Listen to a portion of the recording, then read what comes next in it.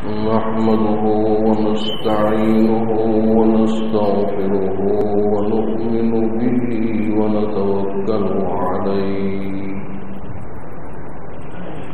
ونعوذ بالله من شرور أنفسنا ومن سيئات أعمالنا من يهده الله فلا مضل له ومن يضلله فلا هادي له ونشهد أن لا إله إلا الله وحده لا شريك له ونشهد أن سيدنا ونبينا ومولانا محمدا عبده ورسوله صلى الله عليه وعلى آله وأصحابه وبارك وسلم.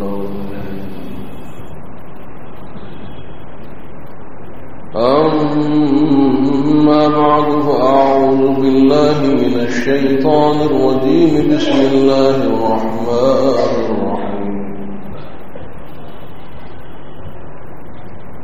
أم حسبت أن أصحاب الكهف والرقيم كانوا من آياتنا عجبا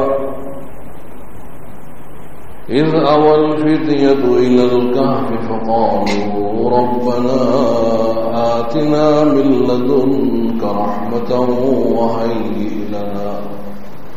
وهيئ لنا من أمرنا رشدا فضربنا على آذانهم في الكهف سنين عددا ثم بعثناهم لنعلم أي الحزبين أحصى لما لبثوا أمدا.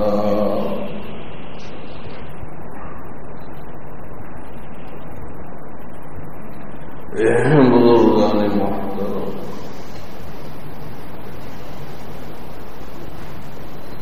آج تراویح میں سورہ کہف کا بیشتر حصہ پڑھا گیا.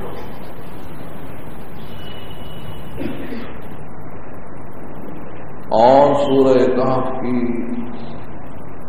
بڑی فضیلتیں روایتوں میں آئی ہیں.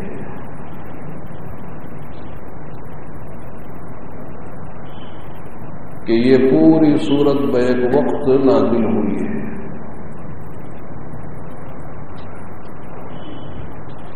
اور جس وقت یہ سورت نازل ہوئی تو 70,000 فرشتے ساتھ میں آئے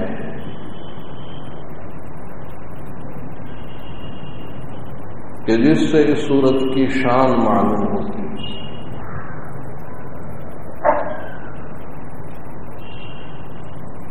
اور مسلم شریف میں، ابو داؤد میں اور حدیث کی متعدد کتابوں میں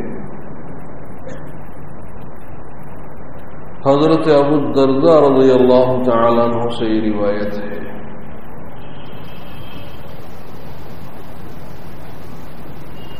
کہ جس نے سورہ کہف کی پہلی 10 آیتیں حفظ کر لی وہ دجال کے فتنے سے مامون رہے گا، محفوظ رہے گا. اور حضرت ابو الدرداء کی ایک اور روایت میں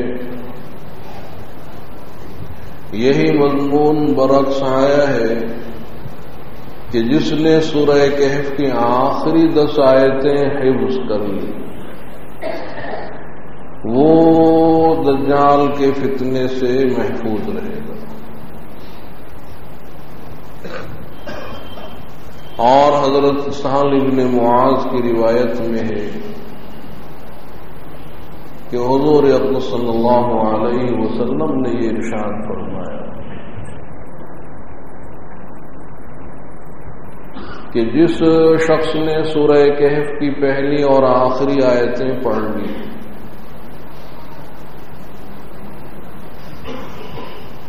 تو اس کے قدم سے لے کر سر تک ایک نور ہو جائے گا، اور جس نے پوری سورہ کہف پڑھ لی تو زمین سے لے کر آسمان تک اس کے لیے نور۔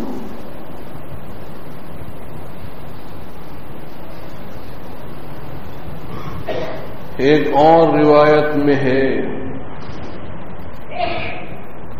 کہ جس نے سورہ کہف پڑھی اور جمعہ کے دن پوری سورہ کہف پڑھ لی تو اس کے لیے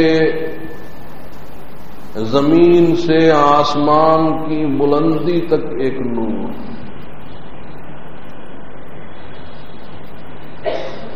اور گزشتہ جمعہ سے لے کر اس جمعہ تک اس کے گناہ معاف ہو جائیں۔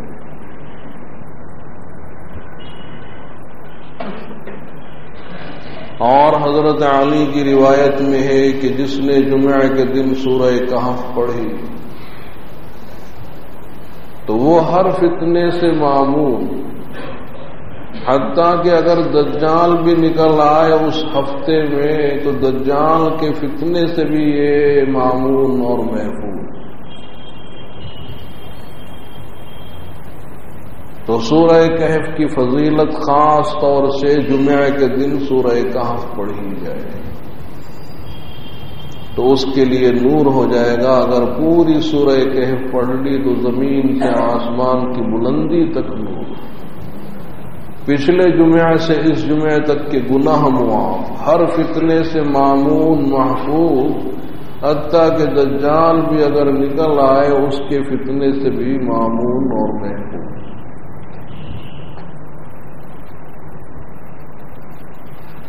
اور اس صورت کا شان نزول یہ ہوا کہ جب سرکار دو عالم صلی اللہ علیہ وسلم کی بعثت ہوئی اور آپ کی نبوت کا چرچا ہوا اور بہت سے افراد داخل اسلام اور اسلام کی ترقی ہو رہی ہے، اسلام پھیلتا جا رہا ہے، تو مشرکین مکہ پریشان ہوئے۔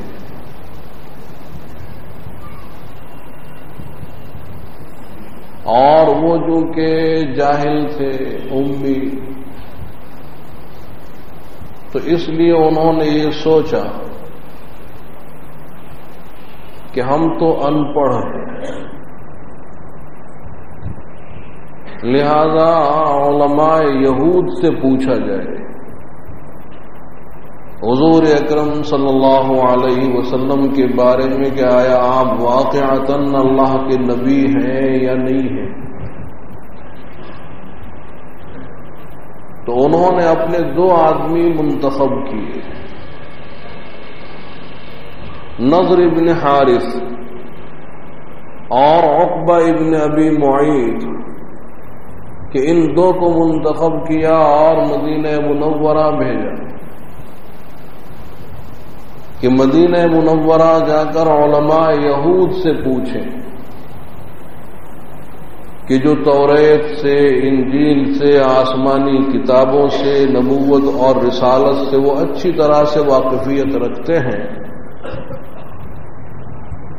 تو ان سے جا کر پوچھیں کہ ہمارے یہاں جو نبوت کا اظہار کر رہے ہیں واقعتاً وہ اللہ کے نبی اور رسول ہیں یا نہیں۔ تو اب یہ دونوں مدینہ منورہ پہنچے اور وہاں پہنچ کر علماء یہود سے یہی سوال کیا کہ ہمارے یہاں ایک شخص آئے ہوئے ہیں اور اب وہ نبوت اور رسالت کا دعویٰ کر رہے ہیں، حالانکہ ہم ان کی زندگی سے واقف ہیں، ہمارے یہی پیدا ہوئے، ہم ان کے خاندان سے واقف، لیکن اب وہ نبوت اور رسالت کا دعویٰ کر رہے ہیں اور ہم تو امی ہیں، ان پڑھ، ہم نہیں جانتے، آپ بتلائیے۔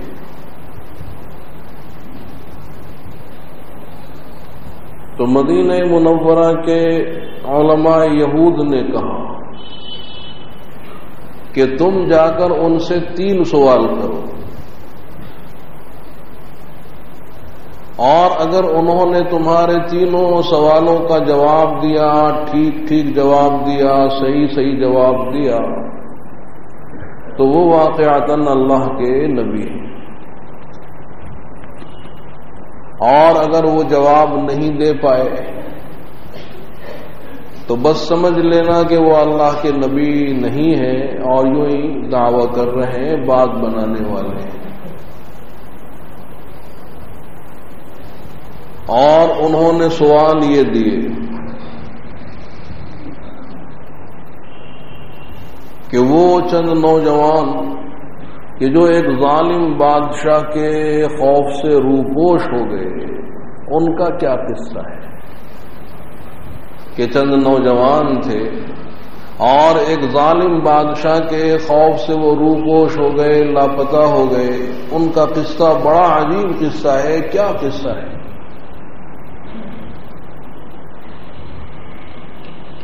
اور وہ کون بادشاہ ہوا کہ جس نے دنیا کے مشرق اور مغرب کا سفر کیا، پوری دنیا کا سفر کیا؟ وہ کون سا بادشاہ ہے، اس کا کیا قصہ ہے؟ وہ بھی عجیب قصہ ہے۔ اور تیسرا سوال یہ کرنا کہ روح کیا چیز ہے؟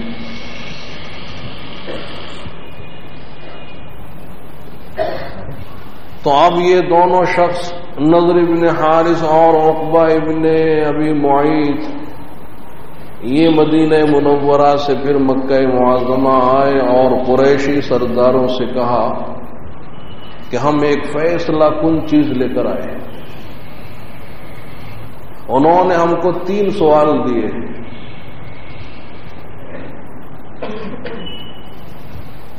تو اب قریش مکہ کا پورا وفد وہ حضور اکرم صلی اللہ علیہ وسلم کی خدمت میں حاضر ہو گیا اور کہا کہ ہمارے 3 سوال ہیں، آپ جواب دیجیے۔ اگر آپ واقعتاً اللہ کے نبی ہیں، رسول ہیں، تو ہمارے سوالوں کا جواب دیجیے۔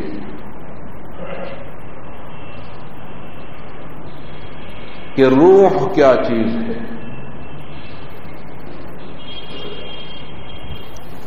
اور وہ چند نوجوان کے جو ایک ظالم بادشاہ کے خوف سے روپوش ہو گئے، لاپتہ ہو گئے، غائب ہو گئے، ان کا کیا قصہ ہے؟ اور وہ کون سا بادشاہ ہوا کہ جس نے دنیا کے مشرق اور مغرب کا اور شمال کا سفر کیا؟ وہ کون سا؟ اس کا کیا قصہ ہے؟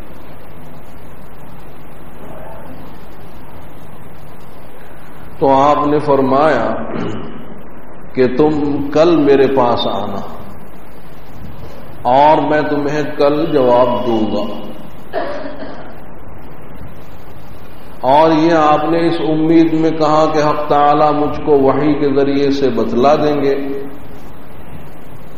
تو پھر میں ان کے سوالوں کا جواب دے دوں گا۔ تو آپ نے یہ فرمایا کہ بھئی تم کل میرے پاس آنا اور میں تمہیں کل جواب دوں گا۔ انشاءاللہ کہنا آپ بھول گئے۔ تو اس پر حق سبحانہ و تعالی کی طرف سے تنبیہ آئی کہ آپ نے انشاءاللہ کیوں نہیں کہا۔ 15 دن تک وحی کا سلسلہ بند کہ وحی کا نزول ہی نہیں ہو رہا۔ اب ادھر آپ پریشان ہیں اور وہ طعنہ زنی کرتے ہیں، مشرکین مکہ طعنہ زنی کرتے کہ آپ نے کہا تھا کل جواب دیں گے، تو آپ جواب کیوں نہیں دے رہے ہیں؟ تو آپ دن پر دن گزر رہے ہیں اور حضور کو بہت ہی تشویش اور بہت ہی غم، نہایت ہی صدمہ ہوتا ہے کہ آخر وحی کا سلسلہ کیوں موقوف ہو گیا، اور دوسری جانب ان کی طرف سے وہ طعنہ زنی ہو رہی ہے۔ تو 15 دن کے بعد اللہ تعالی نے فرمایا کہ وَلَا تَقُولَنَّ لِشَيْءٍ إِنِّي فَاعِلٌ ذَلِكَ غَدًا إِلَّا أَن يَشَاءَ اللَّهُ، کہ مستقبل میں کوئی کام کرنا ہو، آئندہ کوئی کام کرنا ہو تو آپ بغیر انشاءاللہ کے نہ کہیں۔ تو آپ نے انشاءاللہ کیوں نہیں کہا؟ اور آپ اتنے مغموم کیوں رہتے ہیں؟ آخر اللہ تعالی نے آپ کو چھوڑا نہیں ہے۔ ایک وقتی طور سے اللہ تعالی نے وحی کے سلسلے کو موقوف کیا آپ کی تعلیم کے لیے، آپ کی تربیت کے لیے، کہ وَالضُّحَىٰ وَاللَّيْلِ إِذَا سَجَىٰ مَا وَدَّعَكَ رَبُّكَ وَمَا قَلَىٰ، کہ آپ کے پروردگار نے آپ کو چھوڑا نہیں اور آپ کا رب کوئی آپ سے بیزار نہیں ہو گیا۔ اور پھر اب سبحانہ و تعالی نے یہ پوری سورت نازل فرمائی، اور چونکہ روح کا جواب دینا تفصیل کے ساتھ خلاف مصلحت تھا، تو روح کے سوال کا جواب اللہ تعالی نے اجمالاً دیا، اختصار کے ساتھ، اور اسی لیے وہ جواب سورہ کہف میں نہیں بلکہ اس کو سورہ بنی اسرائیل میں رکھا گیا کہ وَيَسْأَلُونَكَ عَنِ الرُّوحِ قُلِ الرُّوحُ مِنْ أَمْرِ رَبِّي وَمَا أُوتِيتُم مِّنَ الْعِلْمِ إِلَّا قَلِيلًا۔ اور یہ آیت بھی آج ہی پڑھی گئی، تو وہ جواب اللہ نے سورہ بنی اسرائیل میں رکھ کر اور سورہ بنی اسرائیل اور سورہ کہف کو قریب قریب کر دیا، اور 2 سوالوں کا جواب اللہ تعالی نے سورہ کہف میں دیا کہ وہ چند نوجوان کہ جو ایک ظالم بادشاہ کے خوف سے روپوش ہو گئے، لاپتہ ہو گئے، وہ ہیں اصحاب کہف، اور وہ بادشاہ کہ جس نے دنیا کے مشرق اور مغرب کا سفر کیا، وہ بادشاہ ذوالقرنین۔ اور یہ دونوں واقعے اللہ تعالی نے تفصیل کے ساتھ بیان کی کہ ام حسبت ان اصحاب الكهف والرقیم كانوا من آیاتنا عجبا، کیا آپ نے یہ خیال کیا کہ اصحاب کہف اور رقیم ہماری نشانیوں میں سے عجیب تر؟ تو اگرچہ ان کا قصہ عجیب ہے کہ اتنی مدت تک سوتے رہے اور پھر بیدار ہو گئے اور بالکل صحیح سلامت، نہ ان کی صحت میں کوئی فرق آیا، ہے تو عجیب، لیکن اس کے مقابلے میں کائنات کے اندر اور بہت سی آیات قدرت ہیں کہ وہ عجیب تر ہے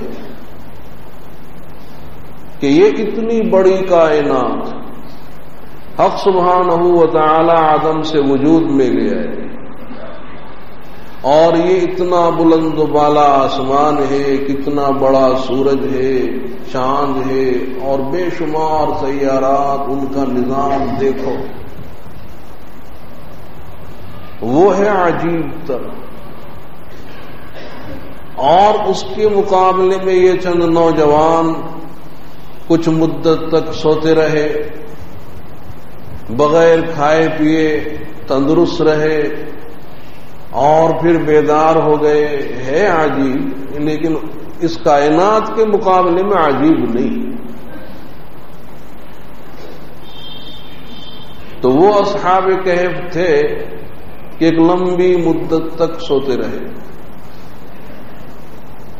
کہ 309 سال سوئے، 309 سال سوئے اور پھر صاحب بیدار ہو گئے، جاگ اٹھے اور بغیر کھائے پیے تندرست رہے، کوئی ان کی صحت پر بھی کوئی فرق نہیں آیا۔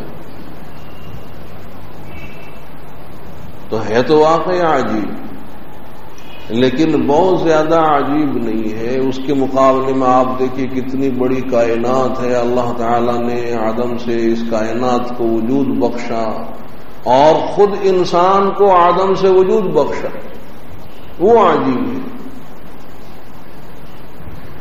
تو فرمایا کہ ام حسبت ان اصحاب الکہف والرقیم كانوا من آیاتنا عجبا، کیا آپ نے خیال کیا کہ اصحاب کہف، اور کہف کے معنی آتے ہیں غار کے، کہ جو اندر سے وسیع ہو، کشادہ ہو،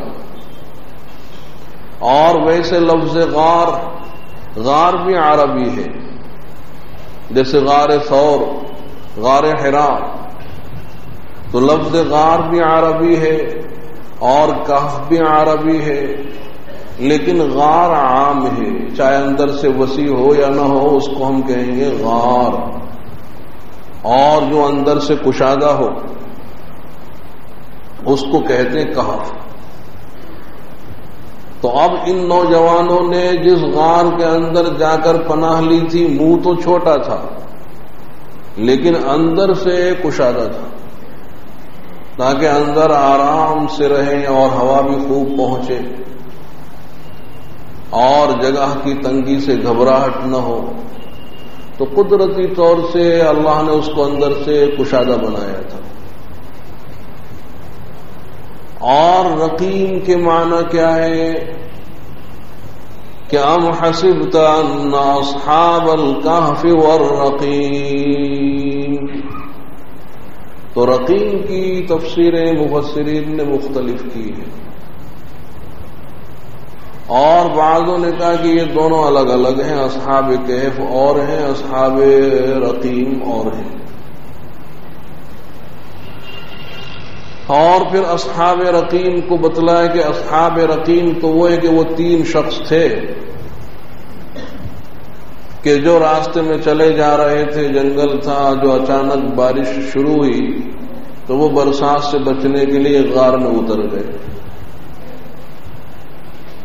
اور اوپر سے ایک بہت بڑی چٹان پھسلی اور غار کے منہ کے اوپر فٹ ہو گئی۔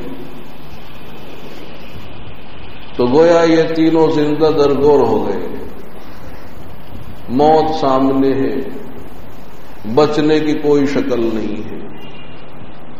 تو ان تینوں نے آپس میں کہا کہ اب تو صرف اللہ ہی بچا سکتے ہیں، اتنی وزنی چٹان تو خود اٹھا نہیں سکتے، اور اگر یہاں چیخیں چلائیں تو کون سننے والا ہے۔ اب ایک ہی شکل ہے کہ اگر ہم نے کوئی عمل کیا ہے اللہ کے لیے اور اخلاص سے محض اللہ کے لیے اگر کوئی عمل کیا ہو، اس کو سامنے رکھ کر دعا کی جائے تو ممکن ہے کہ اس کی برکت سے اللہ تعالی اس چٹان کو ہٹائے۔ تو اپنا وہ عمل کہ جو محض اللہ کی رضا کے لیے کیا ہو، اس کو سامنے رکھا جائے اور دعا کی جائے۔ تو ان میں سے ایک شخص کھڑا ہوا اور اس نے اپنے والدین کی خدمت کو جو اس نے بڑے اخلاص سے کی تھی اس کو سامنے رکھا کہ پروردگار تو جانتا ہے کہ میں بکری چرانے والا ایک راعی ہوں، ایک چرواہا ہوں، اور میرا روزانہ کا معمول یہ کہ جب میں شام کے وقت اپنے گھر پہنچتا تھا تو بکریوں کا دودھ دوہ کر سب سے پہلے والدین کو پلایا کرتا تھا، اور پھر بیوی اور بچوں کو پلا کر سب سے اخیر میں خود پیا کرتا تھا۔ تو ایک دن گھر پہنچنے میں تاخیر ہو گئی، والدین انتظار کرتے کرتے سو گئے۔ تو اب میں نے حسب معمول بکریوں کا دودھ دوہا، لیکن والدین سو رہے ہیں، اب انہیں جگانا، بیدار کرنا، یہ خلاف ادب جانا۔ تو اب وہ دودھ کا پیالہ لیے میں سرہانے کھڑا ہوں اور بچے رو رہے ہیں، بھوک کی شکایت کر رہے ہیں اور دودھ کو طلب کر رہے ہیں، لیکن میں اپنے معمول کے خلاف کرنا نہیں چاہتا۔ تو وہ دودھ کا پیالہ لیے کھڑا ہوں، رات گزر رہی ہے، بچے رو رہے ہیں، اور کہیں اخیر شب میں جا کر والدین کی آنکھ کھلتی ہے تو میں نے معذرت پیش کی کہ آج مجھے تاخیر ہو گئی کہ جس کی وجہ سے آپ کو بھوکا سو جانا پڑا، تو میرے اس جرم کو معاف کیجیے اور دور لیجیے۔ تو پروردگار تو جانتا ہے کہ میں نے اپنے والدین کی خدمت کی ہے محض تیری رضا کے لیے، تو اگر یہ میرا عمل تیرے یہاں کچھ قبولیت رکھتا ہے تو اس چٹان کو ہٹا۔ تو وہ کھسک گئی تھوڑی سی، روشنی نظر آ رہی ہے، لیکن اتنی نہیں ہٹی کہ وہ تینوں باہر آ سکیں۔ تو اب دوسرا شخص کھڑا ہوا اور اس نے فعل امانت کو سامنے رکھ کر دعا کی کہ پروردگار میرے یہاں ایک مزدور تھا اور اس نے میرے یہاں کام کیا، جب شام ہوئی تو میں نے مزدوری کے اندر اس کو ایک بوری گیہوں کی یا چاول کی دینی چاہیے، تو وہ چاول کی ایک بوری میں اس کو دے رہا ہوں، لیکن اس کو وہ کم محسوس ہوئی کہ یہ میری مزدوری سے کم ہے۔ وہ بہت بگڑا، ناراض ہوا اور ناراض ہو کر چاول کی بوری چھوڑ کر یوں ہی چلا گیا۔ تو اگر میں اس کو رکھ چھوڑوں تو وہ خراب ہو جائے، لہذا جب موسم آیا چاول کے بونے کا، کاشت کرنے کا، تو میں نے اس کو کھیت میں ڈال دیا۔ چاول کی اس بوری کو میں نے کھیت میں ڈالا، پیداوار ہوئی تو پیداوار تو بہت ہوئی۔ تو اس طرح سے میں برسوں کاشت کرتا رہا اور اس کے غلے کو بڑھاتا رہا، اور اسی کی آمدنی سے میں نے بیل خرید لیے، غلام خرید لیے، اور چاول کا تو انبار ہو گیا۔ برسوں کے بعد وہ آیا اور کہا کہ وہ مزدوری کی میری ایک بوری چاول کی وہ آپ دے دیں جو میں چھوڑ کر چلا گیا تھا۔ تو میں نے کہا کہ یہ جتنے بھی چاول ہیں جو ڈھیر کا ڈھیر ہے، یہ اور یہ جو بیل ہیں اور یہ غلام، یہ سب تیرے۔ اس نے کہا کہ مذاق نہ کیجیے اور مزدوری کی ایک بوری آپ مجھ کو دے دیجیے۔ میں نے کہا مذاق نہیں کر رہا ہوں، حقیقت یہ کہ میں نے اس کی کاشت کی ہے اور اسی بوری سے یہ انبار ہوا ہے، اور یہ بیل غلام اسی کی آمدنی سے خریدے، یہ سب لے لیں۔ تو میں نے سب دے دیا اور وہ سب کچھ لے گیا، خوش ہوتا ہوا، دعائیں دیتا ہوا، پروردگار میرا یہ فعل امانت اگر تجھ کو مقبول ہے تو اس چٹان کو ہٹا۔ تو وہ اور کھسک گئی، لیکن اتنی نہیں کہ وہ تینوں باہر نکل سکیں۔ پھر تیسرا شخص کھڑا ہوا کہ جس نے محض اللہ کے خوف سے ایک حرام کام چھوڑ دیا تھا۔ تو اس نے عرض کیا جناب باری میں کہ پروردگار میرے چچا کی لڑکی تھی، میں اس پر عاشق تھا اور اپنی طرف میں اس کو مائل کرتا تھا، وہ راضی نہیں ہوئی، بالآخر وہ کہیں مجبور ہوئی، میرے پاس کچھ امداد لینے کے لیے آئی۔ میں نے کہا میں تجھ کو دوں گا بشرطے کہ تو راضی ہو جائے۔ تو وہ مجبوراً راضی ہو گئی، رقم میں نے اس کو دے دی۔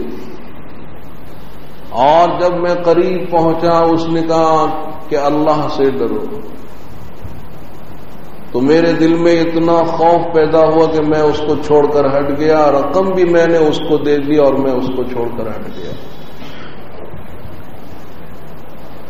تو پروردگار جو میں نے تیرے خوف سے ایک حرام کام چھوڑا تو اس چٹان کو ہٹا، مکمل ہٹ گئی، تینوں باہر آ گئے زندہ صحیح سلامت۔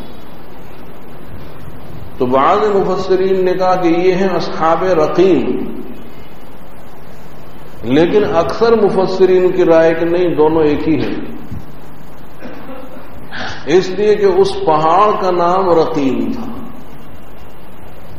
اور حضرت تھانوی نے یہی ترجمہ کیا کہ غار والے اور پہاڑ والے، تو اس پہاڑ کا نام ہے رقیم، یا اس پہاڑ کے نیچے جو وادی ہے میدان، اس وادی کا نام رقیم تھا، تو اس لیے لوگ اصحاب رقیم کہلائے، یا اس پہاڑ کے نزدیک جو بستی ہے شہر ہے اس کا نام رقیم تھا، اس لیے یہ لوگ اصحاب رقیم کہلائے۔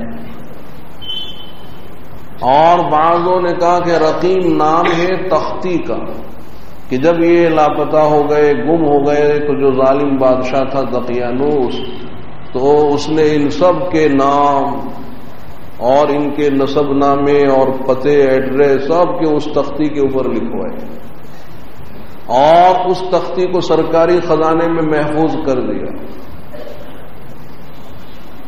کہ یہ سخت مجرم ہے، جہاں کہیں مل جائیں ان کو گرفتار کیا جائے۔ تو اس تختی کا نام رقیم۔ بہرحال یا تو پہاڑ کا نام ہے، یا پہاڑ کے نیچے جو وادی ہے اس وادی کا نام، یا قریب میں جو بستی ہے اس کا نام، یا تختی کا نام کہ جس پر ان کے نام اور پتے نوٹ کیے گئے تھے، تو اس لیے ان کو اصحاب رقیم کہا گیا۔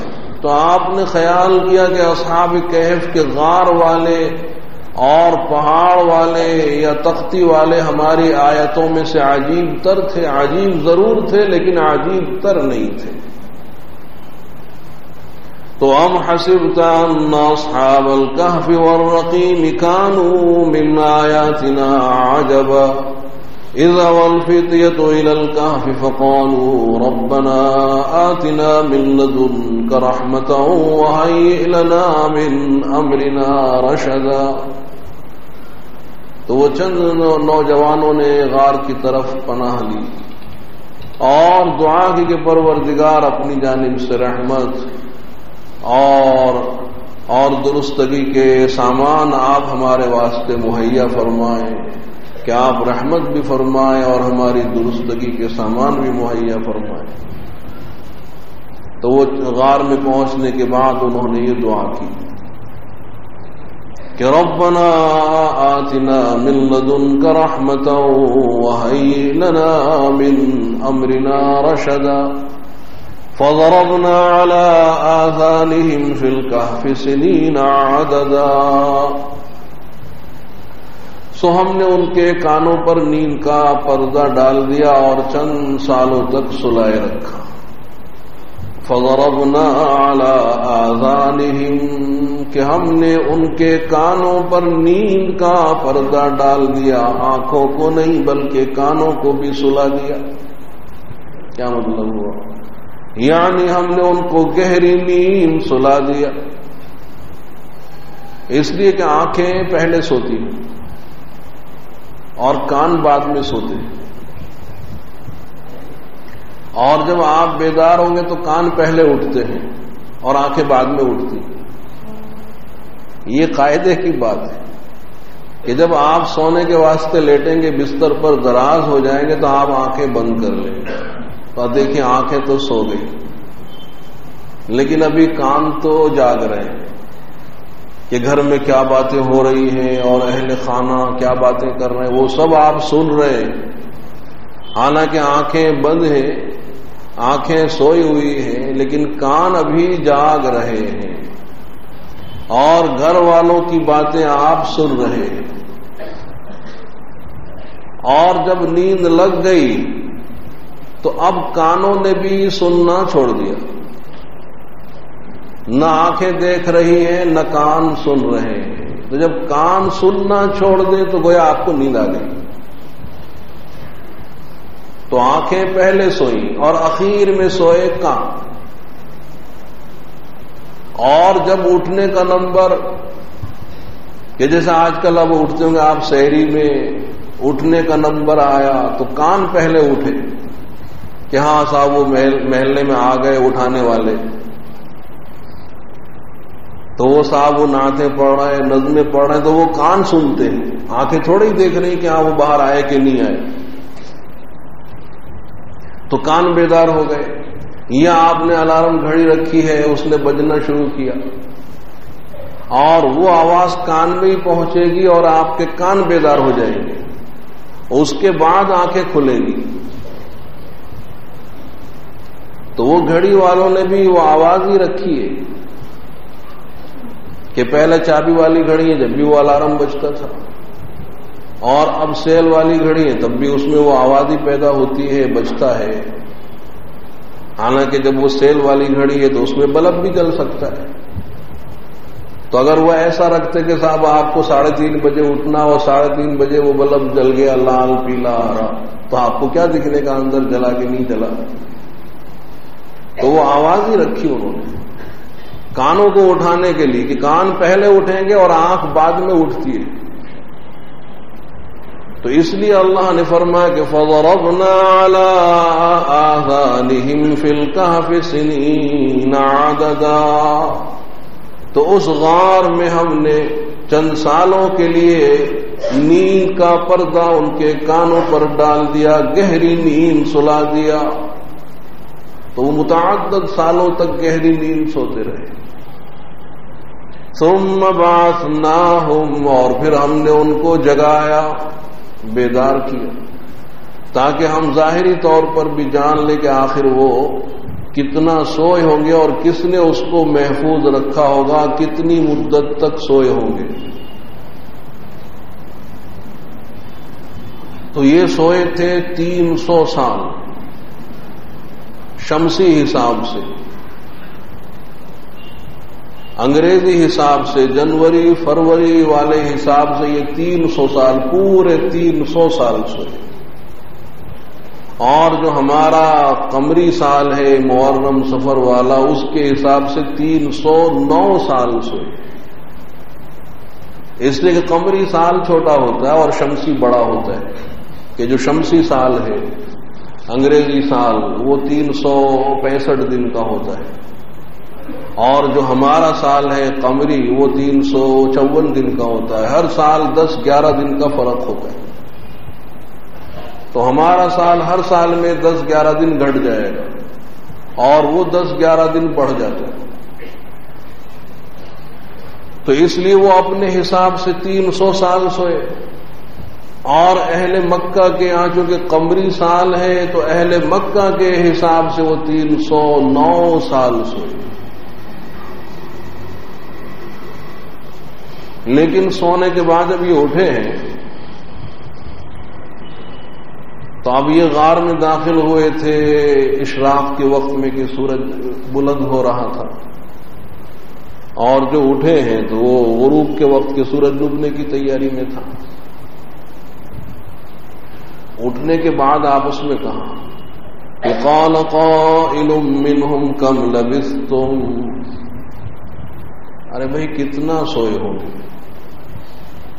قالوا لبثنا یوما او بعض یوم، کہ ایک دن سوئے ہوں گے یا ایک دن سے بھی کم۔ ارے صبح تو سوئے تھے جب سورج نکل رہا تھا، اور اب یہ وہی تو دن ہے، ایک دن سے بھی کم سوئے۔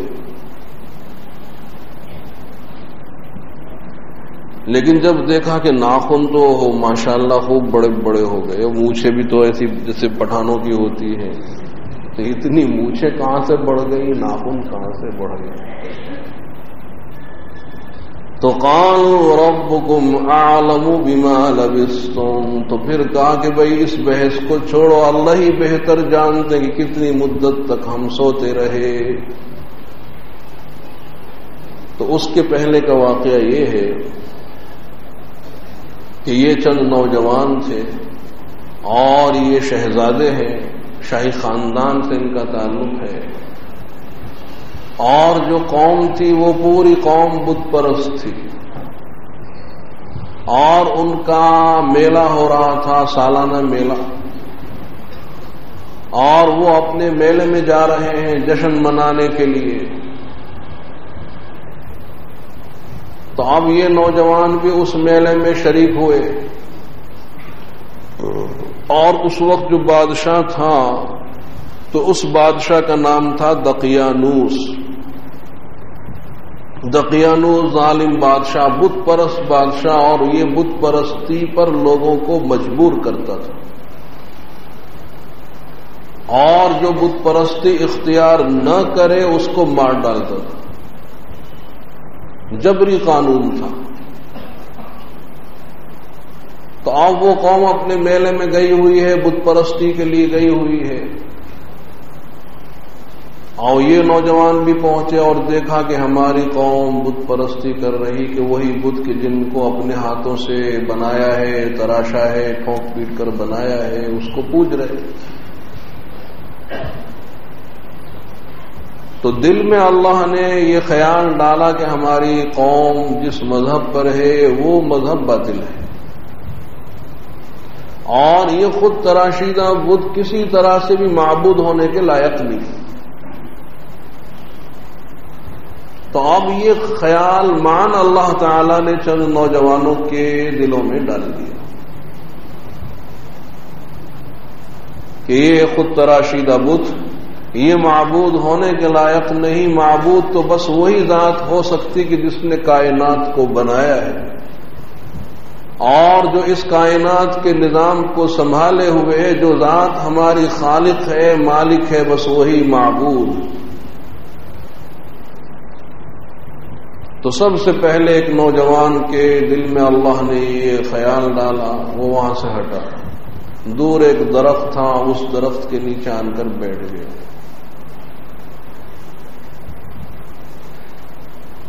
اب دوسرے نوجوان کے دل میں اللہ نے یہی خیال ڈالا، تو وہ بھی اس میلے میں سے ہٹا اور اس درخت کے نیچے آن کر بیٹھ گیا۔ تیسرے کے دل میں اللہ نے خیال ڈالا، وہ بھی وہیں آن کر بیٹھ گیا۔ چوتھے کے دل میں اللہ نے، تو اس طرح سے وہاں 7 افراد اکٹھا ہو گئے، حالانکہ ایک دوسرے کو پہچانتے بھی نہیں ہیں، اور یہ بھی نہیں جانتے کہ آخر یہ وہاں سے ہٹ کر یہاں کیوں آئے۔ لیکن اللہ نے ایک جماعت بنا دی کہ وہاں اللہ نے اس درخت کے نیچے سب کو اکٹھا کر دیا، اس لیے کہ سب سے پہلے اتفاق ہو یا اختلاف ہو وہ عالم ارواح میں ہوتا ہے، کہ اگر عالم ارواح میں 2 روحوں کے درمیان اتفاق ہو گیا تو دنیا میں آن کر بھی اتفاق ہی رہے گا، محبت رہے گی، اور اگر وہاں اختلاف تو دنیا میں آن کر بھی پھر اختلاف ہی رہے گا۔ کہ الارواح جنود مجندہ، کہ روحوں کا ایک لشکر تھا عالم ارواح میں، تو فما تعارف منها ائتلف، وہاں اگر تعارف ہو گیا، وہاں اگر پہچان ہو گئی، علماء نے لکھا ہے کہ اگر وہاں دونوں کے چہرے ایک دوسرے کے سامنے ہوئے، دونوں کے چہرے، اس کا چہرہ اس کے چہرے کے سامنے، اس کا اس کے سامنے، تو اگر وہاں آمنا سامنا اس طرح سے ہوا کہ دونوں کے چہرے ایک دوسرے کے سامنے ہوئے، تو دنیا میں آن کر محبت، اور اگر وہاں دونوں کی پشت ہو گئی کہ اس کی پیٹھ اس کی پیٹھ کی طرف، اس کی پیٹھ اس کی طرف، تو دونوں میں دنیا میں آن کر اختلاف ہی رہے گا، چاہے دونوں حقیقی بھائی کیوں نہ ہو۔ اور ایسا میں نے خود دیکھا کہ 2 بھائی اور حقیقی یعنی سگے بھائی، اور اتنا شدید اختلاف کہ بات چیت تو بالکل بند، بلکہ ایک دوسرے کی نہ خوشی میں شریک ہوتے ہیں نہ غمی میں شریک ہوتے ہیں، بالکل لا تعلق۔ حالانکہ یوں دونوں بظاہر دیندار تھے، نمازی تھے، اور یہ میں نے خود دیکھا کہ مسجد میں آئے نماز کے لیے، اب ایک بھائی صف میں کھڑا ہے، اب وہ دوسرا بھائی آیا تو وہ انتظار کرتا ہے کہ کوئی اور شخص میرے بھائی کے برابر میں کھڑا ہو جائے تو پھر میں اس کے برابر میں کھڑا ہوں، یہ نہیں پاس میں کھڑا ہونا بھی گوارا نہیں تھا۔ تو میں اپنے دل میں سوچتا تھا کہ ان کی روحیں وہاں ٹکرائی ہوں گی، ان دونوں بھائیوں کی روحیں وہاں اوپر ٹکرائی ہوئی، جب اتنا شدید اختلاف کہ بھائی بھائی سے لگ کر کھڑا ہونا بھی گوارا نہیں کرتا۔ تو اب یہ جو اصحاب کہف ساتھ ہیں، ممکن ہے کہ اللہ نے ان کی روحوں میں وہاں اتفاق پیدا کیا ہو، تو یہاں اللہ نے ان کو جمع کر دیا۔ جب کافی دیر ہو گئی بیٹھے ہوئے اور سب چپ ہیں، اور اس خوف سے کہ بھئی میں تو آیا ہوں اس لیے کہ جو میری قوم ہے وہ باطل پر ہے، اور یہ جو بت ہیں یہ معبود ہونے کے لائق ہی نہیں ہے، اور معبود تو وہ ذات کے جو ہماری خالق ہے، مالک۔ تو اگر میں اپنا عقیدہ ظاہر کر دوں تو کہیں ایسا نہ ہو کہ یہ مخبر ہو بادشاہ کا، باطنی دار، اور جا کر لگا دے تو میں پکڑا جاؤں گا۔ تو اس لیے سب چپ، تو کافی دیر تک چپ بیٹھے رہے۔ جب بہت دیر ہو گئی، گھنٹوں گزر گئے، تو آخر ایک نے کہا کہ تو اب ایک نے ہمت کی اور کہا کہ میرا خیال یہ کہ میری قوم باطل پر ہے، اور یہ خود تراشیدہ بت کسی طرح سے بھی معبود بنانے کے لائق نہیں ہے۔ میرا عقیدہ یہ ہے کہ بس معبود تو وہ ذات کہ جو زمین و آسمان کی خالق ہے، ہماری خالق ہے، مالک، اسی کو معبود بنایا جائے۔ تو دوسرے نے کہا کہ بس یہی عقیدہ میرا، اسی وجہ سے میں یہاں آیا۔ تیسرے نے، سب نے اقرار کیا کہ اسی وجہ سے ہم یہاں آئے ہیں، سب کی ایک جماعت بن گئی، اور وہ سب مل کر اللہ کی عبادت کرتے ہیں، تنہائی میں اللہ کی عبادت کرتے ہیں۔ تو ایک عبادت گاہ بھی انہوں نے بنا لی، ایک عبادت گاہ بنا لی، اور اس میں خفیہ اللہ کی عبادت کیا کرتے ہیں، خفیہ، لیکن بات خفیہ رہتی نہیں ہے۔ تو وہ کچھ مخبروں نے بادشاہ تک بات پہنچا دی، لہذا بادشاہ نے ان نوجوانوں کو بلایا اور بلا کر پوچھا۔ تو حق تعالی نے ان نوجوانوں کو ہمت دی کہ اذ قاموا فقالوا ربنا رب السماوات والارض لن ندعو من دونه الها لقد قلنا اذا شططا، کہ ہمارا رب وہ ہے کہ جو آسمان و زمین کا رب ہے، اور اگر ہم نے اس کو چھوڑ کر کسی اور کو معبود بنا لیا تو ہم نے حق سے ہٹی ہوئی بات کہی، بیجا بات کہی۔ ہمارا معبود وہ کہ فقالوا ربنا رب السماوات والارض، کہ جو آسمانوں کا رب، زمین کا رب، وہ ہمارا رب ہے، اور اگر ہم نے اس کو چھوڑ کر کسی اور کو معبود تجویز کیا تو ہم حق سے ہٹ گئے، گمراہ ہو گئے۔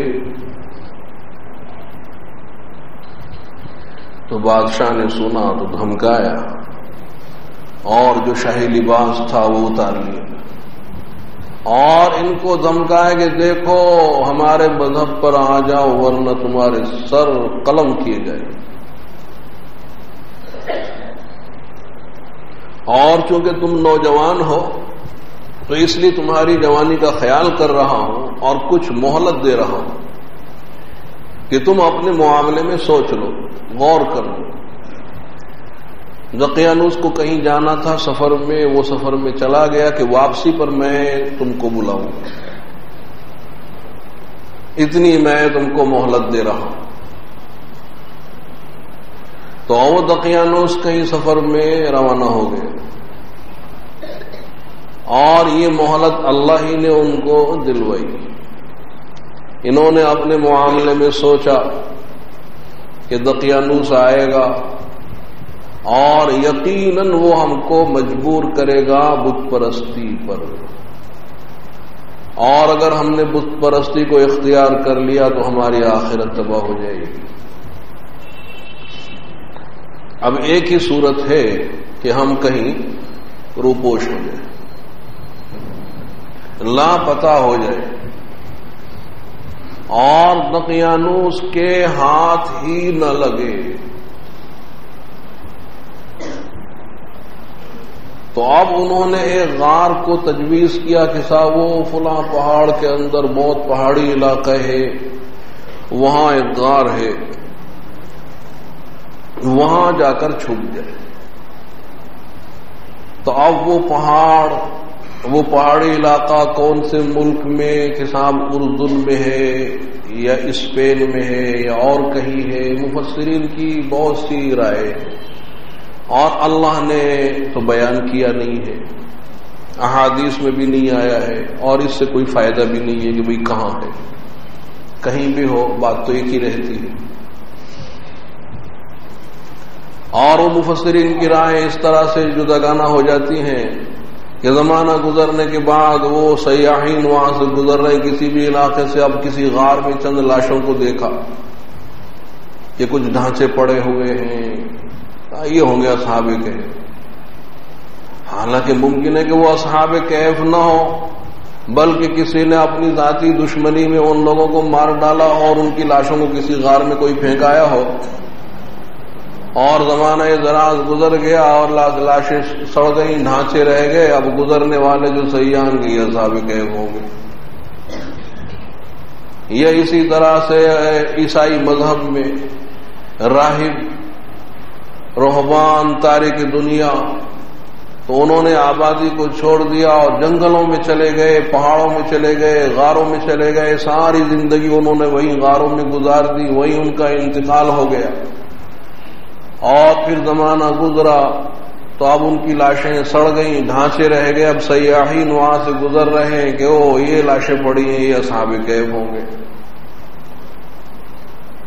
تو وہ علاقے کی تعین قرآن و حدیث میں نہیں ہے۔ بہرحال جہاں بھی یہ ہوں گے تو وہ اس پہاڑ کو انہوں نے تجویز کیا کہ اس میں غار ہے، وہاں ہم چلے جائیں، اور چونکہ شاہی خاندان کے لوگ تھے، رئیس تھے، اپنے ساتھ پیسہ بھی لے گئے، اور یہ 7 افراد روانہ ہو گئے، اور ان کے یہاں کتا تھا پلا ہوا، کیونکہ جب یہ رئیس ہے تو ان کے یہاں کھیتیاں ہوں گی، بکریوں کے گلے ہوں گے، تو ان کی رکھوالی کے لیے کتے بھی پالے ہوں گے، تو وہ پلا ہوا کتا وہ ساتھ میں ہو گیا۔ حالانکہ انہوں نے راستے میں ڈیبے مار کر اس کو بھگانے کی بھی کوشش کی، لیکن اللہ تعالی نے اس کو گویائی دی کہ میں تمہارے ساتھ چلوں گا، تم آرام کرنا، میں تمہاری رکھوالی کروں گا۔ تو اس کتے نے اصحاب کہف کی رفاقت کو نہیں چھوڑا کہ میں آپ کے ساتھ رہوں گا، جیسے اب تک ساتھ رہا ہوں ساتھ میں ہی رکھیے، میں جدا نہیں ہوں۔ تو دیکھیے نیک لوگوں کی صحبت کس نے اختیار کی؟ ایک کتے نے۔ تو حضرت عطیہ العوفی کہتے کہ میرے والد فرمایا کرتے تھے کہ میں نے حضرت ابو الفضل کے ایک وعظ کو سنا کہ جو جامعہ مصر میں فرما رہے تھے کہ دیکھو اصحاب کہف کے کتے نے صحبت اختیار کی، اصحاب کہف کی، اللہ کے نیک بندوں کی صحبت اختیار کر لی۔ تو حق تعالی نے اس کتے کا تذکرہ قرآن کریم میں فرمایا، حالانکہ وہ کتا ہے، ایک جانور ہے، تو اگر انسان اللہ کے نیک بندوں کی صحبت اختیار کر لیں تو ان کا کیا مقام ہوگا؟ تو بہرحال یہ چل دیے اور جو غار انہوں نے تجویز کیا تھا اس میں پہنچ گئے، اور وہ اندر سے کافی کشادہ ہے، فراخ ہے، آرام سے یہ لیٹ گئے، تھکے ہوئے تھے، لیٹ گئے۔ اور جیسے ہی یہ لیٹے ہیں تو فضربنا علی آذانہم فی الکہف، کیا اللہ تعالیٰ نے گہری نیند ان پر مسلط کر دی، اندر جا کر یہ سو گئے۔ اور جو کتا ہے وہ دہلیز پر بیٹھ گیا، غار کے منہ کے اوپر پیر پھیلائے ہوئے، وہ بھی سو گیا، اللہ نے اس کو بھی سلا دیا۔ تو وہ کتا بھی سو گیا اور اندر یہ اصحاب کہف یہ سب سو گئے۔ اور وہ بادشاہ دقیانوس وہ اپنے سفر سے واپس لوٹا اور ان نوجوانوں کی تلاش ہوئی، ہر جگہ تلاش کیا، لیکن صاحب یہ نوجوان کہیں نہیں ملے اور کہیں سراغ بھی ان کا نہیں ملا کہ یہ کہاں گئے۔ تو پھر اس نے ان کے نام اور ان کے آبا کے نام اور ان کے پتے وہ ایک تختی کے اوپر نوٹ کروائے اور وہ خزانے میں محفوظ کہ یہ بہت سخت مجرم ہے۔ اور یہ تو گہری نیند سوتے رہے، اور اللہ تعالیٰ ان کو کروٹیں بدلتے ہیں تاکہ اگر ایک ہی کروٹ لیٹے رہیں تو مٹی سے ایک حصہ جسم کا خراب ہو جائے، اور وہاں سے گزرنے والے بھی سوچیں کہ یہ صاحب سو رہے ہیں۔ تو اس لیے اللہ تعالیٰ وَنُقَلِّبُهُمْ ذَاتَ الْيَمِينِ وَذَاتَ الشِّمَالِ کہ دائیں بائیں اللہ تعالیٰ ان کو کروٹیں دیتے ہیں کہ کبھی داہنی کروٹ کبھی بائیں کروٹ سو گئے، اور آنکھیں ان کی کھلی ہیں کہ وَتَحْسَبُهُمْ أَيْقَاظَ وَهُمْ رُقُودٌ کہ اگر کوئی دیکھنے والا دیکھے تو سمجھے کہ یہ تو جاگ رہے، اس لیے کہ آنکھیں کھلی ہے۔ اور سونے کی وجہ سے جسم کے اندر جو ڈھیلا پن ہو جاتا ہے وہ ڈھیلا پن نہیں ہے، اور سوتے کے اندر سونے کی حالت میں جو آدمی خراٹے لیتا ہے، اور بہت سے تو عجیب عجیب خراٹے لیتے ہیں۔ ایک قاری صاحب تھے میرٹھ کے، میں نے کہا آپ تو خراٹوں کے اندر بھی تجویز سے خراٹے لیتے ہیں کہ کوئی پاس میں سو ہی نہیں سکتا، تو وہ خراٹے بھی نہیں لے رہے۔ تو آنکھیں کھلی ہیں، جسم میں ڈھیلا پن نہیں ہے، اور صاحب وہ کروٹیں بدلتے ہیں۔ تو آپ اگر کوئی قریب سے گزرے تو وہ یہ سمجھے کہ یہ تو سب جاگ رہے ہیں، یہ ان میں سے کوئی سویا ہوا نہیں ہے، حالانکہ وہ سب بے خبر سو رہے۔ تو اللہ تعالیٰ نے اس طرح سے ان کی حفاظت کے انتظامات کیے کہ دہلیز پر اللہ نے کتے کو بٹھلا دیا کہ کوئی اندر جاتے ہوئے گھبرائے کہ صاحب کتا تو منہ پر بیٹھا ہے، یہ بھونکے گا کاٹے گا، اور اندر ان کی آنکھیں کھلی ہیں اور جسم میں کوئی ڈھیلا پن نہیں آیا، خراٹے کی آواز نہیں، کروٹیں بدلتے۔ اور وہ دقیانوس تو اپنی عمر پوری کرنے کے بعد مر گیا، اور پھر نہ معلوم کتنے 100 سال اور گزر گئے، اور یہ سو رہے کہ دقیانوس مر چکا ہے اور صدیاں گزر گئی۔ اور اب جو بادشاہ آیا دوسرا وہ موحد تھا، اور اس کا نام بیدوسیس کا زمانہ آیا، اور یہ موحد ہے، یہ اللہ کو ایک مانتا ہے، بعث بعد الموت کا قائل کے مرنے کے بعد پھر زندہ ہونا ہے۔ اب اس کے زمانے میں جو پبلک ہے وہ 3 گروہوں میں بٹی ہوئی ہے۔ ایک کا خیال تو ہے کہ مرنے کے بعد پھر آگے کوئی زندگی ہی نہیں ہے، اور ایک طبقے کا خیال یہ کہ ہاں حشر تو ہوگا لیکن صرف روحوں کا ہوگا، جسم تو گل سڑ کر خراب ہو جاتے۔ اب تیسرا طبقہ ہے کہ نہیں، اللہ تعالیٰ جو حشر فرمائیں گے جسم کو بھی درست کر دیں گے، اور ان اجسام میں ہماری ارواح داخل ہوں گی، اور جو حشر ہوگا وہ روح مع الجسد کا ہوگا۔ تو یہی عقیدہ بادشاہ کا تھا، اور اہل اسلام کا یہی عقیدہ ہے۔ اب یہ بیچارہ خوب دعائیں مانگتا ہے، کبھی راک کے ڈھیر پر بیٹھتا ہے، ٹاٹ پہن لیتا ہے، دعائیں مانگتا ہے کہ پروردگار ایسا کوئی نمونہ دکھلا کہ لوگ بعد الموت کے قائل ہو جائیں کہ مرنے کے بعد پھر ایک زندگی آنے والی ہے۔ اور اس نے وہ تختی دیکھی ہے، کیونکہ آخر یہ بھی بادشاہ ہے، سرکاری خزانے کا مالک ہے، اس میں وہ تختی محفوظ تھی اور ان کے نام محفوظ تھے۔ یہ دعائیں کرتا تھا کہ پروردگار وہ جو اصحاب فرار ہو گئے ہیں ساتھ، وہ کہیں سے چلے آئے۔ تو اللہ تعالی نے اس کی دعا کے اسباب پیدا فرمائے کہ یہ اصحاب کہف بیدار ہوئے، وہی 300 سال یا 309 سال گزر جانے کے بعد یہ اٹھے۔ ان میں سے ایک نے کہا کہ بھئی کتنا سوئے ہوں گے؟ کہ قال قائل منہم کم لبثتم، کہ بھئی کتنا سوئے؟ قالوا لبثنا او بعض یوم، کہ ایک دن یا ایک دن سے بھی کم سوئے ہوں گے۔ قالوا ربکم اعلم بما لبثتم، ارے چھوڑو اس بحث کو، اللہ ہی بہتر جانتے ہیں کہ غار میں کتنی مدت تک سوئے ہوں گے۔ مفسرین نے کہا کہ اس آیت سے بھی معلوم ہوا کہ ان کی تعداد 7 ہونی چاہیے۔ بھئی کیسے؟ کہ قال قائل منہم، تو قال مفرد کا صیغہ، ایک آدمی تو یہ ہو گیا کہ ان میں سے ایک نے کہا قالوا لبثنا یوما او بعض یوم، قالوا جمع کا صیغہ کم سے کم 3 ہونے چاہیے، تو 3 اور 1 4، کہ قالوا لبثنا یوما او بعض یوم، کہ ایک دن یا ایک دن سے بھی کم سوئے ہوں گے۔ قالوا ربکم اعلم بما لبثتم، پھر جمع کا صیغہ آیا قالوا، 3 اور ہونے چاہیے، 4 اور 3 7، تو ان کی تعداد 7 ہو گئی کہ وہ 7 افراد تھے۔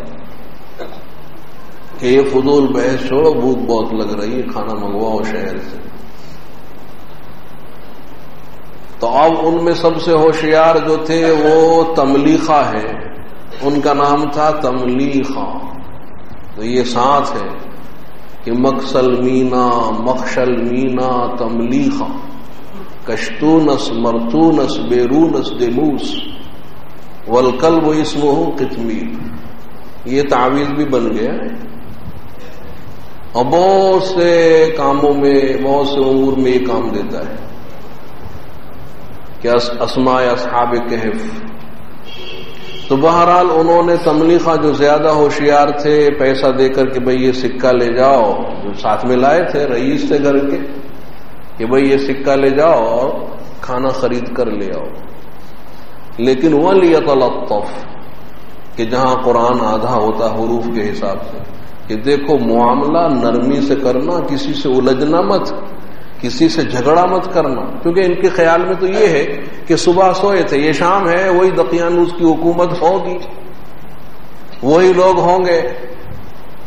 اور دیکھو حلال کھانا دیکھ کر لانا، اس لیے کہ دقیانوس کے زمانے میں جو جانور ذبح ہوتے تھے وہ بتوں کے نام پر، مارکیٹ میں جو گوشت ملتا تھا وہ وہی ہوتا تھا حرام۔ تو اب اسی سے علماء نے ایک مسئلہ نکالا ہے کہ اگر کسی ملک میں یا کسی شہر میں یا کسی ہوٹل میں حرام کھانے کی اکثریت ہو تو بلا تحقیق نہ کھایا جائے، پہلے تحقیق ہونی چاہیے کہ یہ حلال بھی ہے کہ نہیں ہے۔ دیکھو حلال دیکھ کر لانا اور کسی سے الجھنا مت، جھگڑا مت کرنا، بس نرمی سے معاملہ کرنا اور جو مل جائے حلال لے کر چلے آنا۔ تو اب حضرت تملیخہ غار میں سے نکلے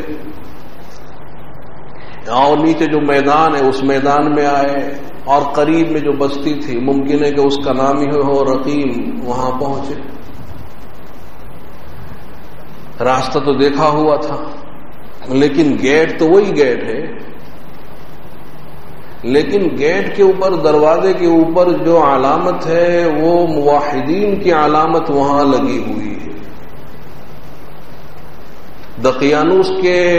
دقیانوس بادشاہ کے زمانے میں جو شہر کی فصیل اور دروازہ مین گیٹ بڑا، اس پہ جو علامت ہوتی تھی وہ کفر کی علامت ہوتی تھی، تو اب بجائے کفر کی علامت کے وہ اہل اسلام کی علامت، تو اب اتنا چونکے کہ یہ علامت ہم تو ظاہر کر بھی نہیں سکتے تھے، اور اب یہ اتنی نمایاں کہ صاحب یہ شہر کے دروازے پر یہ علامت اہل اسلام کی، موحدین کی، تو یہ وہ شہر نہیں ہے، وہ دروازہ ہی چھوڑ دیا۔ چلو شہر کا ایک دروازہ اور بھی تھا، وہاں سے دیکھیں، وہاں پہنچے تو بہرحال فصیل تو وہی ہے، دروازہ بھی وہی ہے، لیکن وہاں بھی وہی علامت، تو حیران ہے کہ آخر کیا بات ہے، ہمت کر کے اندر داخل ہو گئے تو وہ مکانات بدلے ہوئے نظر آ رہے ہیں کہ جو ان کے زمانے میں مکان تھے اب نہیں ہیں، دوسرے نظر آ رہے ہیں، اور ساری پبلک بھی دوسری ہے، اس لیے کہ 300 سال کا زمانہ گزر گیا، نسلیں گزر گئی، تو وہ شہر بدلا ہوا ہے، سڑکیں بدلی ہوئی ہیں، لوگ بدلے ہوئے ہیں، اور یہ تو کسی کو پہچان نہیں رہے، کسی نے ان کو بھی نہیں پہچانا۔ خیر دیکھتے بھالتے ایک ہوٹل پر پہنچے، وہاں سے کھانا خرید لیا، اور کھانا خریدنے کے بعد اس کو سکہ دے دیا کہ لو ہے۔ اب اس نے سکہ جو ہاتھ میں لیا کہ یہ تو 300 سال پرانا سکہ ہے، یہ سکہ تمہارے کہاں سے ہاتھ لگا ہے؟ کہ نہیں بھائی یہ میرا ہی سکہ، نہیں تو آپ کا ہو نہیں سکتا، یہ 300 سال پرانا سکہ ہے۔ اور لوگ بھی جمع ہو گئے، اس ہوٹل والے نے سب کو دکھایا کہ دیکھو یہ سکہ دیکھو 300 سال پرانا ہے کہ نہیں ہے، دقیانوس بادشاہ کے زمانے کا 300 سال پرانا۔ سب نے کہا کہ اس کو کوئی خزانہ ہاتھ لگا ہے، وہاں سے یہ سکہ نکال کر لایا ہے، تو اس شخص کو پولیس کے حوالے کیا جائے۔ لوگوں نے پکڑ لیا، پولیس آ گئی، اب یہ تو خوب گھبرائے کہ پولیس آ گئی، اور پولیس تو وہیں لے جائے گی دقیانوس کے پاس، اور کہاں لے جائے گی۔ ہاں پولیس والوں نے صاحب گرفتار کر لیا کہ یہ تم کو سرکاری خزانہ، یہ مال کا خزانہ کہاں سے ہاتھ لگائے بتاؤ۔ اور صاحب وہ پولیس گرفتار کر کے بادشاہ کے پاس لے گئی، لیکن اب بادشاہ دوسرا ہے، بےدوسیف بادشاہ ہے۔ تو بادشاہ نے پوچھا کہ بھائی یہ سکہ آپ کہاں سے لائے؟ کبھی کہیں سے نہیں، یہ تو میرا ہی سکہ ہے۔ تو اچھا آپ کا نام کیا ہے؟ نام بتلایا تملی خان۔ اچھا تمہارے ساتھیوں کے نام؟ وہ نام بتلائے، بادشاہ نے وہ تختی تو پڑھی تھی کہ وہی نام ہے۔ اچھا تمہارے باپ دادا کے نام کیا ہے؟ تو باپ دادا کے نام بتلائے۔ اچھا تمہارے پتے کیا ہیں؟ پتے بتلائے، تو وہی بالکل جو تختی کے اوپر دیکھے ہیں۔ بادشاہ خوش ہو گیا کہ میں نے جو دعائیں کی ہیں اللہ نے میری دعائیں سن لی ہے، اور یہ دقیانوس بادشاہ کے زمانے کے لوگ ہیں جو فرار ہو گئے تھے، لاپتہ ہو گئے تھے، اور یہ اللہ نے مجھ تک پہنچایا ہے۔ اور دیکھو یہ بعد الموت کا ایک نمونہ کہ 300 سال سونے کے بعد یہ بیدار ہو گئے، تو اب جو ذات پاک 300 سال سلانے کے بعد اٹھا سکتی ہے، وہ مرنے کے بعد پھر زندہ بھی کر سکتی۔ اب بادشاہ ہے اور بڑے بڑے وزراء اور امراء اور لشکر کہ چلو ہم تمہارے ساتھیوں سے ملاقات کریں گے، تو وہ پورا لشکر ساتھ میں ہو گیا، اور حضرت تملیخہ آگے آگے ہیں، پیچھے بادشاہ ہے اور وزراء امراء اور لشکر والے۔ جب غار کے قریب پہنچے تو حضرت تملیخہ نے سب کو روک دیا کہ آپ ذرا یہاں ٹھہر جائیے، میں اندر جا کر اپنے ساتھیوں کو مطلع کرتا ہوں، ورنہ اگر آپ اچانک پہنچ گئے تو وہ یہ سمجھیں گے دقیانوس آ گیا لشکر لے کر۔ تو میں جا کر اپنے ساتھیوں کو بتلاتا ہوں کہ صاحب 300 سال ہم سوئے ہیں، دقیانوس تو کب سے مر آ گیا، اور اب جو بادشاہ ہے وہ موحد، تو تاکہ ساتھی گھبرائے نہیں، تو جا کر انہوں نے مطلع کیا اور سب ساتھی وہ باہر آئے اور بادشاہ کا استقبال کیا. بادشاہ نے، وزراء نے، سب نے ان سے مصافحے کیے، معانقے کیے، اور انہوں نے پھر اجازت چاہی کہ ہم کو تو پھر بہت گہری نیند آ رہی ہے، آپ اجازت دیں ہم جا کر پھر سو جاتے. اور یہ اندر گئے اور پھر جو سوئے ہیں تو اللہ تعالیٰ نے سونے کی حالت میں ان کی روح قبض کر دی اور یہ وفات پا گئے. پھر اختلاف ہوا کہ اچھا اب یہاں بطور یادگار کے کیا بنائیں. تو اب جو غیر مسلم ہے کہ کوئی یادگار بنا دی جائے. بادشاہ نے اور موحدین نے کہا نہیں، مسجد بنائیں گے کہ لنتخذن علیہ مسجدا، کہ یہاں ہم مسجد بنائیں گے، یادگار بھی رہے گی اور اس بات کی کہیں لوگ ان کی پرستش شروع نہ کر دیں. تو تاکہ مسجد رہے اور لوگ اللہ کی عبادت کریں تو وہاں انہوں نے مسجد قائم کر دی. تو بہرحال اس میں یہ بہت بڑا درس ہے کہ جو ذات پاک 300 سال سلانے کے بعد اٹھا سکتی ہے، حالانکہ 300 سال تک نہ انہوں نے کچھ کھایا نہ کچھ پیا، اور پھر بھی ان کی صحت کے اوپر کوئی فرق نہیں آیا، بالکل تندرست صحیح سلامت وہ بیدار ہو گئے. تو اسی طرح سے اللہ تعالی مرنے کے بعد زندہ کرنے پر قادر ہے. اور اگر یہ عقیدہ مستحضر رہے تو یہ ساری نیکیوں پر ابھارنے والا اور سارے گناہوں سے روکنے والا ہے. حق سبحانہ و تعالی اس عقیدے کا استحضار ہم سب کو نصیب فرمائے. اللهم لك الحمد ولك الشكر، اللهم لا احصي ثناء عليك انت كما اثنيت على نفسك. اللهم صل على سيدنا محمد النبي الامي وعلى اله وسلم تسليما. اللهم صل على سيدنا محمد صلاة تنجينا بها من جميع الأهوال والآفات وتقضي لنا بها جميع الحاجات وتطهرنا بها من جميع السيئات وترفعنا بها عندك أعلى الدرجات وتبلغنا بها أقصى الغايات من جميع الخيرات في الحياة وبعد الممات، إنك على كل شيء قدير. ربنا آتنا في الدنيا حسنة وفي الآخرة حسنة وقنا عذاب النار. ربنا لا تزغ قلوبنا بعد إذ هديتنا وهب لنا من لدنك رحمة إنك أنت الوهاب. ربنا إنك جامع الناس ليوم لا ريب فيه إن الله لا يخلف الميعاد. ربنا إننا ظلمنا أنفسنا وإن لم تغفر لنا وترحمنا لنكونن من الخاسرين. واعف عنا واغفر لنا وارحمنا أنت مولانا فانصرنا على القوم الكافرين. ربنا لا تجعلنا فتنة للقوم الظالمين ونجنا برحمتك من القوم الكافرين. رب اغفر وارحم وأنت خير الراحمين. رب اغفر وارحم وأنت خير الراحمين.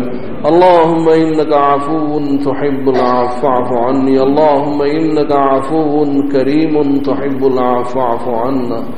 الہ العالمین ہمارے گناہوں کو معاف فرما. الہ العالمین ہمارے کبائر صغائر کو معاف فرما. جو گناہ عمدن کیے سہون ہوئے ان سب کو معاف فرما. جو دن میں کیے اور رات میں کیے سب کو معاف فرما. الہ العالمین ہماری سیئات سے درگزر فرما. حسنات کو محض اپنے فضل سے قبول فرما. الہ العالمین اپنے محبوب سرکار دو عالم صلی اللہ علیہ وسلم کی تمام سنتوں پر عمل کرنے کی توفیق نصیب فرما. شریعت مطہرہ پر مکمل عمل کرنے کی توفیق نصیب فرما. اپنے تمام احکام پر مکمل عمل کرنے کی توفیق نصیب فرما. الہ العالمین جو آپ کے اوامر ہیں ان کو بجا لانے کی توفیق نصیب فرما. جو نواہی ہیں ان سے اجتناب کی توفیق نصیب فرما. الہ العالمین ہمارے ظاہر کو ظاہری امراض سے پاک فرما. باطن کو باطنی امراض سے پاک فرما. ظاہری اعتبار سے ہم کو ایک بنا، باطنی اعتبار سے نیک بنا. الہ العالمین ہمارے سینوں اور دلوں کو اپنی معرفت کے نور سے، ایمان کے نور سے منور فرما.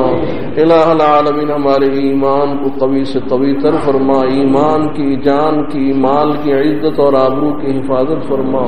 الہ العالمین ہر سم سے حفاظت فرما، ہر جہت سے حفاظت فرما۔ الہ العالمین ہم بہت کمزور ہیں، نہ ہم اپنے ایمان کی حفاظت کر سکتے ہیں، نہ اپنی جان کی حفاظت کر سکتے ہیں، نہ مال کی حفاظت ہم سے ہو سکتی ہے۔ الہ العالمین آپ ہی حفاظت فرمائیں، الہ العالمین آپ ہی حفاظت فرمائیں، ہر شر سے حفاظت فرمائیں، الہ العالمین ہر برائی سے حفاظت فرمائیں، الہ العالمین ہر خیر سے آپ ہم کو نواز دیں اور ہر شر سے آپ ہم کو بچا لیں۔ الہ العالمین جو ہم میں بیمار ہیں یا ہمارے اعزاء میں، رشتہ داروں میں، دوستوں میں، احباب میں، الہ العالمین ان سب کو شفا نصیب فرما۔ الہ العالمین جنہوں نے کہا ہے الہ العالمین نہیں کہا ہے، الہ العالمین ان کے رشتہ داروں کو شفا نصیب فرما دے۔ الہ العالمین صحت کاملہ نصیب فرما دے، صحت عاجلہ نصیب فرما دے۔ الہ العالمین جو حاجت مند ہے ان کی حاجتوں کو، جائز حاجتوں کا آپ پورا فرما۔ الہ العالمین جو مقروض ہیں ان کو قرضوں سے سبکدوش فرمائے، جو بے روزگار ہیں ان کو برسر روزگار کر دے۔ الہ العالمین جن کی آمدنی کم ہے، اخراجات زیادہ ہے، الہ العالمین ان کی آمدنی میں برکت نصیب فرمائے۔ الہ العالمین جو بے اولاد ہیں اور متمنی ان کو نیک صالح اولاد عنایت فرمائے، جن کے اولاد نافرمان ہیں ان کے اولاد کو مطیع اور فرما بردار بنا دے، جو اپنی اولاد کے لیے رشتوں سے فکر مند ہیں بہترین رشتے عنایت فرمائے، جو بے گھر ہیں الہ العالمین ان کو گھر نصیب فرمائے، مکان عنایت فرمائے۔ الہ العالمین رزق حلال طیب میں وسعت نصیب فرمائے، تمام امراض سے شفا نصیب فرمائے، علم نافع اور عمل متقبل کی توفیق نصیب فرمائے۔ الہ العالمین مرتے وقت کلمہ نصیب فرما دے۔ الہ العالمین جب تک بھی ہم زندہ رہیں اسلام پر، موت آئے ایمان کی حالت میں موت آئے خاتمہ بالخیر فرما دے، اپنی رضا نصیب فرما دے۔ الہ العالمین عذاب برزخ سے بچا لے۔ الہ العالمین ہماری قبروں کو روضۃ من ریاض الجنہ بنائے، جہنم کے گڑھوں میں سے گڑھا نہ بنائے، محشر کی رسوائی سے بچا لے۔ الہ العالمین میزان عمل میں نیکیوں کے پلے کو باری فرمائے، نامہ اعمال دہنے ہاتھ میں عنایت فرما دے۔ جب آپ کی عدالت میں حاضری ہوگی آسان سے حساب لے لیں، جہنم سے آزادی کا پروانہ عنایت فرما دے، جہنم اور اس کے عذابوں سے نجات دے دے۔ الہ العالمین ہم آپ کی پناہ میں آئے، جہنم سے آپ کی پناہ میں آئے۔ الہ العالمین جنت اور جنت الفردوس میں اعلی مقام نصیب فرما دے۔ وصلی اللہ تعالی علی خیر خلقہ محمد وعلی آلہ وصحبہ اجمعین برحمتک۔